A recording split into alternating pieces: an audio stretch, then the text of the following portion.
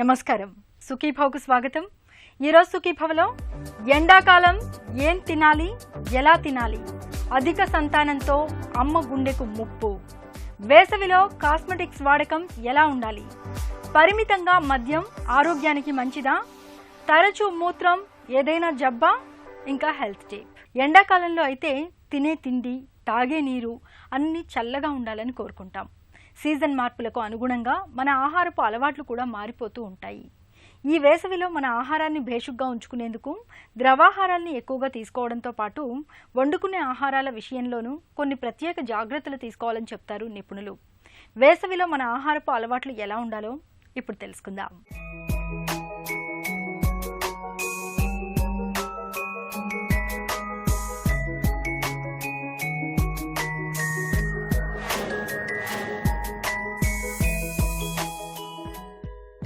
వేసవి మెల్లగా ఉగ్రరూపం దాలుస్తోంది. ఒకవైపు ఎండ వేడి, మరోవైపు భరించలేని ఉక్కబోత. ఈ రెండు కూడా ఆరోగ్యానికి ఇక్కట్టు తెచ్చిపెట్టేవే. ఎండల్లో ఏ కాస్త అలా బయటకు వెళ్ళొచ్చినా ఒక్కసారిగా నీరసం, నిస్సత్తువ ఆవహించేస్తాయి. దీనికి కారణం ఎండల్లో తిరిగినప్పుడు చెమట రూపేణ శరీరంలోని ఖనిజ లవణాలు ధారాళంగా బయటికి వెళ్ళిపోవటమే. దీంతో ఒక రకమైన అలసట దరిచేరుతుంది. ఈ అలుపు అనేది మొత్తం శరీరానికంతటికీ ఎండ వల్ల కలిగే ఒక ఇబ్బంది అని చెప్పచ్చు. ఎండాకాలం జీర్ణశక్తి కూడా మందగిస్తుంది కాబట్టి ఆకలి కూడా బాగా తగ్గిపోతుంది. ఈ వేసవి ఇక్కట్లను సులువుగా అధిగమించేందుకు వీలుగా సీజన్ మార్పులకు అనుగుణంగా ఎండాకాలంలో మనం ఆహార నియమాల్లోనూ తగిన జాగ్రత్తలు తీసుకోవాలి.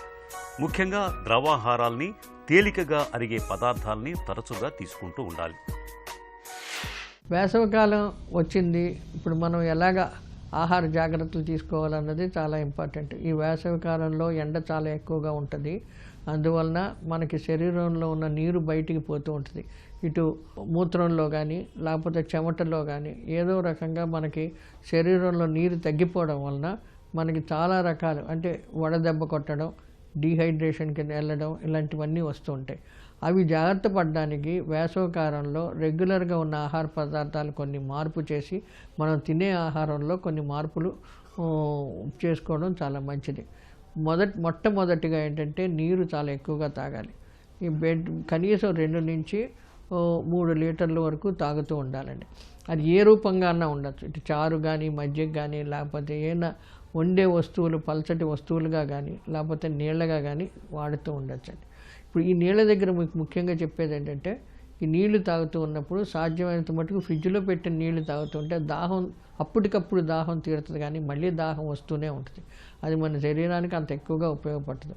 అదేవిధంగా కూల్ డ్రింక్స్, అన్ని కార్బొనేటెడ్ కూల్ డ్రింక్స్, దాంట్లో అన్ని కెమికల్స్, ప్రిజర్వేటివ్స్ వేస్తారు.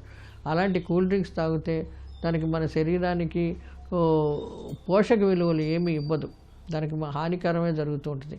కానీ దాన్ని ఏంటంటే కూల్ డ్రింక్స్ బదులు మనం ఫ్రెష్ ఫ్రూట్ జ్యూసెస్ తాగుతూ ఉంటే అది శరీరానికి బోళ్ళన్ని విటమిన్లు, ఖనిజ లవణాలు, ముఖ్యంగా నీటిలో కరిగే విటమిన్లు అంటే విటమిన్ సి, బి కాంప్లెక్స్ ఇవన్నీ మన శరీరానికి వస్తూ ఉంటాయి.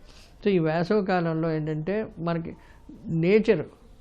నేచరే ఇస్తుంది మనకి కొన్ని రకాల పండ్లు. వేసవి కాలంలో తినవలసిన ఆహార పదార్థాలు ఎప్పటికప్పుడు మన కూరగాయలు ఏంటి, ఆకుకూరలు అన్నీ మనకు ఆ టైంలోనే వస్తూ ఉంటాయి. ఆ వచ్చిన కూరలన్నీ జాగ్రత్తగా సమతులికంగా తింటూ ఉంటే అదే ఆరోగ్యకరంగా ఉంటుంది. ఇప్పుడు చూడండి, పళ్ళల్లో అన్ని నీరు ఎక్కువ ఉన్న శాతం పండ్లు వేసవి కాలంలో వస్తాయి. ఇప్పుడు ఏంటి, మనకి ఎక్కువగా వచ్చేది మామిడి పండు వస్తుంది, కర్బూజా ఉంది, తర్వాత పుచ్చకాయ ఉంది. పుచ్చకాయలో 95% నీరు ఉంటుంది. ఇవన్నీ మనకు చలవ చేస్తుంది. ఎండ దెబ్బ కొట్టనివ్వకుండా దాంట్లో ఖనిజ లవణాలు, విటమిన్లు ఎక్కువ ఉండడం వలన మనకి ఎండ దెబ్బ తగ్గనివ్వకుండా ఉంటుంది. ఇకపోతే ఇలా మనం ఎక్కువ పళ్ళు, కూరగాయలు, ఆకుకూరలు ఇవన్నీ వాడుతూ ఉంటే మనకి శరీరం చాలా ఆరోగ్యకరంగా మనకి ఎండ దెబ్బ రానివ్వకుండా ఉంటూ ఉంటుంది అన్నమాట. ఈ సీజన్లో దప్పిక వేసినా వేయకున్నా రోజు మొత్తంలో సాధ్యమైనంత ఎక్కువగా నీళ్లను తాగుతూ ఉండాలి. నిమ్మ, దానిమ్మ, బత్తాయి, నారింజ పళ్ళ రసాల్ని రోజు తీసుకోవటం వేసవిలో ఎంతో మేలు. రోజువారీ ఆహారంలో కారం, మసాలాల్ని బాగా తగ్గించేయాలి. పెరుగు మజ్జిగలతో కూడిన సాత్విక ఆహారం ఈ ఎండాకాలంలో శరీరానికి ఎంతగానో చలవ చేస్తుంది. నూనెలతో వండిన పదార్థాలు, కొవ్వులు, మాంసాహారాలు, బేకరీ ఉత్పత్తుల్ని సాధ్యమైనంత తక్కువగా తీసుకోవాలి. తరచూ పచ్చికూరల సలాడ్ను తీసుకోవటం మరీ మంచిది. ఈ సీజన్లో కెఫిన్ ఎక్కువగా ఉండే కాఫీ, టీలను, కోలా డ్రింకుల్ని బాగా తగ్గించాలి. వీటితో వేసవి తాపం తగ్గకపోగా మరింతగా పెరుగుతుంది. వీటికి బదులుగా కొబ్బరి నీళ్లు, మజ్జిగ, లస్సీ, తాజా పళ్ల రసాల్ని తీసుకోవటం మన ఆరోగ్యానికి చాలా మేలు చేస్తుంది. వేసవికాలంలో చాలా మటుకు నీరు ఉన్న కూరగాయలు, పండ్లు ఇటువంటివి తీసుకోవడం మంచిది. మనకి శరీరంలోంచి నీరు వెళ్ళిపోతుంటుంది కాబట్టి మన శరీరంలో కావలసినంత నీరు మళ్ళీ ఉండాలి కాబట్టి మనకి నీటితో కలిగిన కూరగాయలు ఎక్కువ తినడం మంచిది. తర్వాత ఈ కోడిగుడ్డు, చేప, రొయ్యలు ఇలాంటివన్నీ ఉన్నాయి, అవి మితంగా తినడం మంచిదండి. చికెన్ వాడచ్చు. చేప ఎండాకాలంలో చేప చాలా తొందరగా పాడైపోద్ది. ఫ్రెష్గా ఉన్న చేపలు వాడుకోవచ్చు. ఇటు మటన్ అన్నారు, కొంచెం తగ్గించుకోవడం మంచిది. ఎందుకంటే దాంట్లోంచి క్యాలరీస్ ఇవి అన్నీ వచ్చి ఇవన్నీ ఏంటంటే ఈ నాన్ వెజిటేరియన్ ఫుడ్స్, నీచుకూరలు అన్నీను రోజు తినకుండా సాధ్యమైనంత మటుకు స్పేస్ అవుట్ చేసుకొని మధ్య మధ్యలో కూరగాయలు ఎక్కువ వేసుకొని కూరగాయలతో కలుపుకొని వండుకోవడం కానీ, లేకపోతే వారానికి ఒకరోజు తినడం కానీ, అలాగే ఈ నీచుకూరలన్నీను మనం స్ప్రెడ్ అవుట్ చేసుకోవడం ఎండాకాలం చాలా మంచిది. ఎందుకంటే దాంట్లో కూడా ఇంధనం ఎక్కువ వస్తూ ఉంటుంది కాబట్టి మన శరీరంలో ఇదైపోతుంది. మనకి ఇంధనం ఎక్కువ అయిపోతూ ఉంటే మన శరీరంలో చాలా మార్పులు వస్తాయి. కొన్ని విటమిన్లు శోషణ చెందడం కొంచెం కష్టమవుతుంటుంది. దానివల్ల కొంచెం మనకి నీరు ఎక్కువగా ఉన్నాయి. చలవ కలిగే ఆహార పదార్థాలు అవన్నీ ఏంటంటే పండ్లు, ఇప్పుడు పుచ్చకాయ, జామకాయ, కమలా పండు, తర్వాత బత్తాకాయ, కర్బూజా ఇలాంటివన్నీ మనం తినచ్చు. వేసవి కాలంలో ఇంటి నిండా బంధువులు, పిల్లలతో హాయిగా సెలవులు ఇట్టే గడిచిపోతుంటాయి. వేసవి సెలవుల్లో రకరకాల వంటకాలు ఇంట్లో నోరూరిస్తూ ఉంటాయి. పసందైన వంటకాలతో పిల్లలు, పెద్దలు బాగా ఎంజాయ్ చేస్తూ ఉంటారు. ఇక్కడ మనం ఒక విషయాన్ని గుర్తుంచుకోవాలి. వేసవి వాతావరణంలో బ్యాక్టీరియా రెండింతలు వేగంగా తయారవుతుంది. కాబట్టి మిగతా సీజన్లతో పోలిస్తే ఎండాకాలంలో ఆహార పదార్థాలు త్వరగా చెడిపోతాయి. సరిగా నిల్వ ఉంచకపోతే ఫుడ్ పాయిజన్ అయ్యే ప్రమాదం ఉంటుంది. వాంతులు, విరేచనాల వంటి సమస్యలు తలెత్తే అవకాశం ఉంటుంది. కాబట్టి వేసవిలో ఆహారాన్ని వండుకునే విషయంలోనూ, నిల్వ చేయటంలోనూ కొన్ని ప్రత్యేకమైన జాగ్రత్తలు తీసుకోవాలని చెబుతారు నిపుణులు. ఎండాకాలం ఎక్కువగాను బాగా పల్చగా మజ్జిగ చేసుకొని ఆ మజ్జిగలో కొంచెం పచ్చి ఉల్లిపాయలు సన్నంగా కోసి అందులో కొంచెం నానబెట్టినవి అవి మజ్జిగతో పాటు అవి నవ్వులుకొని తింటూ ఉంటే అది చాలా చలవ చేస్తుంది. గబుక్కుమని ఎండ దెబ్బ కొట్టకుండా హీట్ స్ట్రోక్ను రానివ్వకుండా మనిషిని కాపాడుతుంటుంది. ఎండలో తిరిగే వాళ్ళకి ఇటువంటిది మజ్జిగ ఎప్పుడు పెట్టుకొని అది తాగుతూ ఉంటే హీట్ స్ట్రోక్ రానివ్వకుండా కాపాడుతుంటుంది. ఇకపోతే ఏ పదార్థాలు మనం బాగా పూర్తిగా తగ్గించాలన్నది నూనె పదార్థాలు. ఎక్కువ నూనె, పచ్చళ్ళు ఇలాంటివన్నీ తగ్గించుకోవడం మంచిది. బాగా కారం ఉన్న పదార్థాలు, ఈ మసాలాలు ఇలాంటివన్నీ తగ్గిస్తూ ఉంటే మన శరీరంలో మనకు ఒక రకమైన దాహం ఎక్కువైపోతూ ఉంటుంది. శరీరానికి కొంత ఇది అబ్జార్బ్ చేయవు, కొన్ని న్యూట్రియంట్ పోషక పదార్థాలని మన శోషణ చెందవు. కానీ ఇటువంటివన్నీ ఎండాకాలం తగ్గించుకోవడం మంచిది. దీంతో ఇంధనం చాలా ఎక్కువైపోతుంది. బాడీలో హీట్ ప్రొడ్యూస్ అయిపోవడం వలన మన శరీరంలో చాలా మార్పులు వస్తూ ఉంటాయి అన్నమాట. దాహం బాగా ఎక్కువైపోద్ది.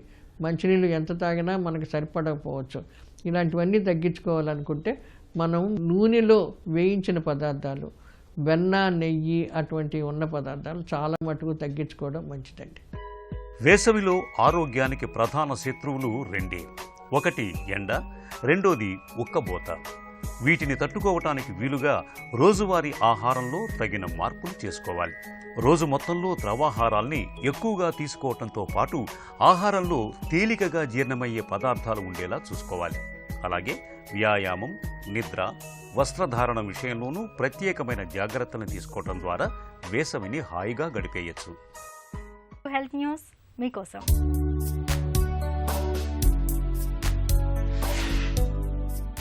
నలుగురు ఐదుగురు పిల్లలున్న ఇల్లు సందడితో కళకళలాడుతుంది.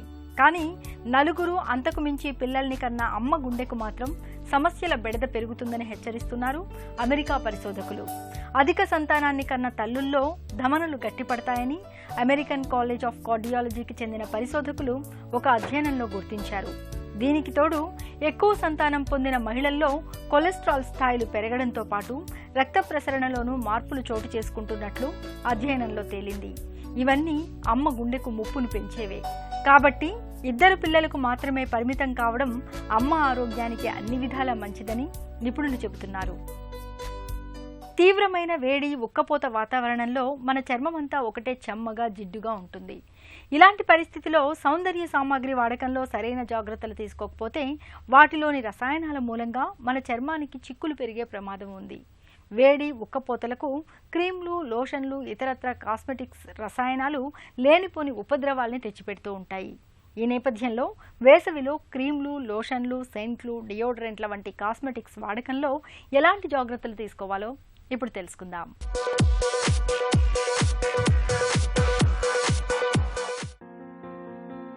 సౌందర్యోపాసన ఒకప్పుడు సంపన్న కుటుంబాలకు మాత్రమే పరిమితమైన సంస్కృతి. మరిప్పుడో పేద, ధనిక అనే తేడా లేదు. బయటకు బయలుదేరితే మొహానికి ఏదో ఒక క్రీమును పట్టించి కాస్త పౌడర్ అద్దాల్సిందే. ఇక పెదాలకు లిప్స్టిక్లు, బట్టలు సువాసన వెదజల్లేందుకు స్ప్రేలు, సెంట్లు ఎలాగూ ఉంటాయి. ఇక జుట్టు కాస్త తెల్లబడితే చాలు, హెన్నా పెడుతున్నాం, జుట్టుకు రంగేస్తున్నాం. ఇలా ఒకటేమిటి, తల నుంచి కాలి గోళ్ల దాకా అన్నింటికీ నేడు ఏదో ఒక సౌందర్య సాధనాన్ని ఉపయోగిస్తున్నాం. ఈ సౌందర్య సాధనాల్లో రంగు, సువాసనల కోసం అనేక రకాల రసాయనిక పదార్థాలను, కృత్రిమ రంగుల్ని కలుపుతారు. అంతేకాదు, ఈ కాస్మెటిక్స్ చాలా కాలం పాటు నిల్వ ఉంచేందుకు వీలుగా కెమికల్ ప్రిజర్వేటివ్స్ ని సైతం జోడిస్తారు. ఇలా సౌందర్య సాధనాల్లో ఉపయోగించే ఈ రసాయనాల మూలంగా చర్మానికి దురదలు, దద్దుళ్ళు మొదలుకొని క్యాన్సర్ల వరకు ఎన్నో రకాల అనర్థాలు వచ్చి పడుతుంటాయి. ఫలానా క్రీము వాడండి, ఫలానా సబ్బు వాడండి, చాలు 4 వారాల్లో మీ మేని ఛాయకు నమ్మలేని మెరుపు వస్తుంది అని మనకు నిత్యం టీవీల్లోనూ పేపర్లలోనూ ప్రకటనలు కనిపిస్తూ ఉంటాయి. అలాగే ఫలానా ఆయిల్ వాడితే జుట్టు రాలటం ఆగిపోతుందని, పట్టులాంటి జుట్టు ఒత్తుగా పెరుగుతుందని నమ్మబలుకుతూ ఉంటారు. నిజానికి ఇలాంటి వాటిలో చాలా వరకు స్టిరాయిడ్ మందుల్ని ఉపయోగిస్తుంటారు. వీటిని వాడటం వల్ల తాత్కాలికంగా మనకు ఫలితం కనిపించినా వాటిలోని స్టిరాయిడ్ మందుల మూలంగా భవిష్యత్తులో మనకు చాలా రకాల సమస్యలు వచ్చి పడే ప్రమాదం ఉంది. సినీ తారలు, పక్కింటి వాళ్ళు వాడుతున్నారని మనం కూడా అలాంటి కాస్మెటిక్ సాధనాల్ని వాడటానికి ప్రయత్నించకూడదు. మన చర్మతత్వానికి ఏవి సరిపోతాయో వాటిని ఎంపిక చేసుకుని వాడుకోవాలి. ఇంట్లో కూడా ఒకరు వినియోగించే సౌందర్య సాధనాలను మరొకరు ఉపయోగించకూడదు. మేకప్ వేసుకునే ముందు చేతులు శుభ్రంగా కడుక్కోవాలి. కాస్మెటిక్స్ను వాడిన వెంటనే మూత పెట్టేయాలి, లేకుంటే ఫంగస్ చేరే ప్రమాదం ఉంది. సౌందర్య సాధనాలు కాస్త ఖరీదైనవే కొనుక్కోవటం మేలు. కాస్మెటిక్స్ అనేవి కేవలం తాత్కాలికంగా సౌందర్యాన్ని ఇనుబడింపజేస్తాయన్న విషయాన్ని ఎప్పుడూ గుర్తుంచుకోవాలి. అందుకే సాధ్యమైనంత వరకు అతిగా కాస్మెటిక్స్ వాడకుండా ఉంటేనే మంచిది.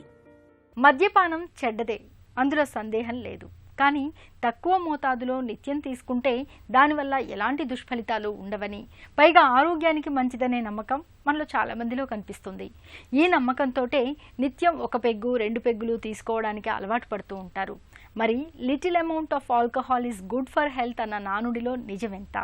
పరిమితంగా మద్యం తీసుకుంటే మనకు మేలు జరుగుతుందా? ఆసక్తికరమైన ఈ వివరాల గురించి ఇప్పుడు తెలుసుకుందాం. ఆల్కహాల్ అనేది గుండెకు శ్రేయస్కరం అని చాలామంది చెప్తూ ఉంటారు. ఇది కేవలం అపోహ మాత్రమే. గుండెకు వైన్ తీసుకుంటే గుండెపోటు రాదు అని కొంతమంది ఫ్రెంచ్ పరిశోధనలో తెలిసింది. కానీ భారతదేశంలో మనం తీసుకునే alcohol different type of alcohol.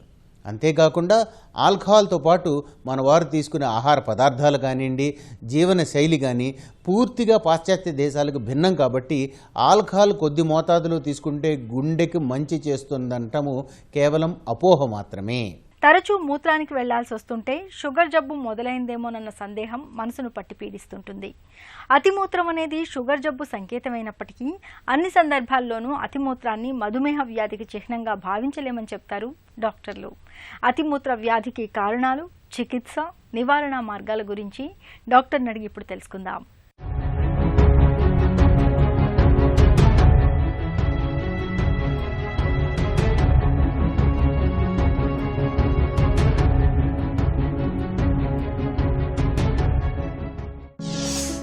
Over active bladder అంటే ఏంటి? అసలు ఓవర్ యాక్టివ్ బ్లాడర్ అంటే ఎక్కువ సార్లు యూరిన్కి వెళ్ళడం, number of times. So every 1 అవర్కి, హాఫ్ అన్ అవర్కి, ఒక్కోసారి 15-20 మినిట్స్కి వెళ్తూ ఉంటారండి. Number of times, morning and night, both day and night. Plus అర్జెంటుగా వెళ్ళాల్సిన అనిపించడము, ఒక్కోసారి యూరిన్ వస్తుంది అంటే బాత్రూమ్కి వెళ్ళే దాకా కూడా ఆగకపోవడం, యూరిన్ మధ్య మధ్య పడిపోవడము, అర్జెంట్ కాంటినెన్స్ అంటాం. ఈ గ్రూప్ ఆఫ్ సిమ్టమ్స్ ఉన్నదాన్ని ఓవర్ యాక్టివ్ బ్లాడర్ అంటాం. అంటే బ్లాడర్ మామూలుగా 300 to 500 ml అనేది దాని కెపాసిటీ. ఈవెన్ 100 ml 50 ml కూడా అది రియాక్ట్ అవ్వడం అనమాట, అంటే సెన్సేషన్స్ రావడం అనమాట. దీన్ని ఓవర్ యాక్టివ్ బ్లాడర్ అంటాం. మూత్రాశయం అతిగా స్పందించడానికి కారణాలేంటి? కారణాలు ఏంటంటే ఏజ్ పెరుగుతున్న కొందికి, neurological problems. So even 20-30 years of age group వాళ్ళలో కూడా ఇలాంటి ప్రాబ్లమ్స్ తలెత్తుతూ ఉంటాయి. వాళ్ళలో ఏంటంటే మెయిన్గా ఏదన్నా స్పైన్ ఇంజరీస్ కానీ, స్పైన్ సర్జరీస్ కానీ, లేకపోతే ఇంకేదన్నా సెంట్రల్ న్యూరలాజికల్ ప్రాబ్లమ్స్ వల్ల కూడా ఈ ఓవర్ యాక్టివ్ బ్లాడర్, ఈ న్యూరోజెనిక్ బ్లాడర్స్ అనేవి జనరల్గా వస్తూ ఉంటాయి అన్నమాట. సో మెయిన్గా ఎల్డర్లీ ఏజ్ గ్రూప్ పేషెంట్స్లో ఏజ్ ప్రకారంగా న్యూరలాజికల్ ప్రాబ్లం వల్ల ప్రాస్టేట్, బినైన్ ప్రాస్టేట్ హైపర్ప్లేషియా అంట, వీళ్ళలో ఓవర్ యాక్టివ్ బ్లాడర్ వస్తూ ఉంటుందండి. డయాబెటీస్, లాంగ్ స్టాండింగ్ డయాబెటీస్లో కూడా మనకి ఏమవుతుందంటే సెన్సేషన్స్ ప్రాపర్గా బ్రెయిన్కి వెళ్ళక, తర్వాత మోటార్ సిస్టమ్, ఈ డీరేంజ్మెంట్స్ వల్ల ఓవర్ యాక్టివ్ బ్లాడర్ జనరల్గా వస్తూ ఉంటుంది. అతిమూత్ర వ్యాధిని ఎలా నిర్ధారించుకుంటారు? డయాగ్నోసిస్ ఎలా అంటే ఫస్ట్ సిమ్టమ్స్ అండి. ప్రాపర్గా మనం హిస్టరీ తీసుకుంటే వీళ్ళకి ఫ్రీక్వెన్సీ ఎక్కువగా ఉంటుంది, అర్జెంట్ కాంటినెన్స్ అంటే యూరిన్ వెళ్ళే లోపలే పడిపోవడము, దీన్ని సిమ్టమ్స్ ద్వారా తెలుసుకుంటామండి హిస్టరీ టేకింగ్ ద్వారా. నెక్స్ట్ వచ్చేసరికి అల్ట్రాసౌండ్ అబ్డామెన్. అల్ట్రాసౌండ్లో కూడా ప్రాపర్గా మేల్స్ అయితే ప్రాస్టేట్ ఎలా ఉంది, pre void, post void, urinary bladder wall thickness, ఇవన్నీ చూసుకుంటాము. తర్వాత యూరోఫ్లోమెట్రీ అంటాం. సో ఒక మెషిన్ ముందు యూరిన్ ఎట్లా పాస్ చేస్తున్నారు, పోస్ట్ వాయిడ్ రెసిడ్యూ ఎలా ఉంది అనేది చూసుకుంటాం. నెక్స్ట్ లాస్ట్లో అవసరం అయితే యూరోడైనమిక్ స్టడీ అంటామండి, అది స్పెషల్ టెస్ట్. సో దాని ద్వారా మనం ఓవర్ యాక్టివ్ బ్లాడర్ అనేది మనం డయాగ్నోస్ చేసుకుంటాము. అతిమూత్ర వ్యాధికి చికిత్స ఎలా ఉంటుంది? ట్రీట్మెంట్ విషయం గురించి చెప్పాలంటే మోస్ట్లీ మెడికల్ ట్రీట్మెంటే అండి. ఏమన్నా ప్రాస్టేట్ కనుక ఉంది అంటే ఆ ప్రాస్టేట్ హైపర్ట్రోఫీ ఉండి అసోసియేటెడ్ మనకు అబ్స్ట్రక్టివ్ సిమ్టమ్స్ అంటాం, అంటే యూరిన్ సరిగ్గా రాకపోవడము, ఫ్రీగా రాకపోవడము, మల్టిపుల్ టైమ్స్ వెళ్ళాల్సిన అవసరము, యూరిన్కి వెళ్ళినా సరే ఇంకా లోపల ఏదో మిగిలిపోతుంది అని అనిపించడం కానీ, బాగా స్ట్రెయిన్ చేయాల్సిన, ఒత్తిడి పెట్టాల్సిన అవసరం కానీ, నైట్ టైం ఎక్కువసార్లు లెగడం కానీ, అసోసియేటెడ్ అబ్స్ట్రక్టివ్ సిమ్టమ్స్ కూడా ఉన్నట్టయితే ఫస్ట్ ప్రాస్టేట్ అబ్స్ట్రక్టివ్ సిమ్టమ్స్ అంటే ప్రాస్టేట్ హైపర్ట్రోఫీని మనం సర్జరీ ఆర్ మెడికల్ ద్వారా ట్రీట్ చేయాల్సి వస్తుంది. Then we have to treat the over active bladder. So medical treatment వల్ల most of the patients will be very happy. దీనికి ఏంటంటే యాంటీమస్కర్నిక్ డ్రగ్స్ ఇస్తాము. ఇప్పుడు లేటెస్ట్గా బీటా-3 అగోనిస్ట్ అని డ్రగ్ వచ్చిందండి. దాని efficiency is really good with very less side effects. So ఇంతకుముందులాగా antimuscarinics, darifenacin, solifenacin, tolterodine, oxybutynin, ఈ డ్రగ్స్ కంటే రీసెంట్గా వచ్చిన beta three agonist really it's acting very good. So medical treatment ద్వారా చాలామందికి మార్బిడిటీ అంటాం, అంటే మాటికి వెళ్ళడము, అర్జెంటుగా పడిపోవడం, ఇదంతా really it's a morbid thing. So వాళ్ళకి medical treatment is really works well. So యూజువల్గా సర్జరీస్ అనేది it's not there for over active bladder. ఒక చిన్న చిట్కా మీకోసం. ఎండల వేడికి చెమటలు ఎక్కువగా పడుతూ ఒంట్లో ద్రవ నష్టం జరుగుతున్నప్పుడు 1/2 లీటర్ నీళ్లలో పిడికెడు చక్కెర, 3 చిటికెల ఉప్పు కలిపిన ద్రావణాన్ని తరచుగా తాగుతూ ఉండండి. డీహైడ్రేషన్ ప్రమాదం తగ్గుతుంది. సుఖీభవ కార్యక్రమానికి సంబంధించిన మీ విలువైన సూచనలు, సలహాల్ని వెంటనే మాకు రాయండి. మా చిరునామా Sukhibhava, ETV, Ramoji film city, Hyderabad 501512 లేదా sukhibhava@etv.co.in కు ఈమెయిల్ చేయండి.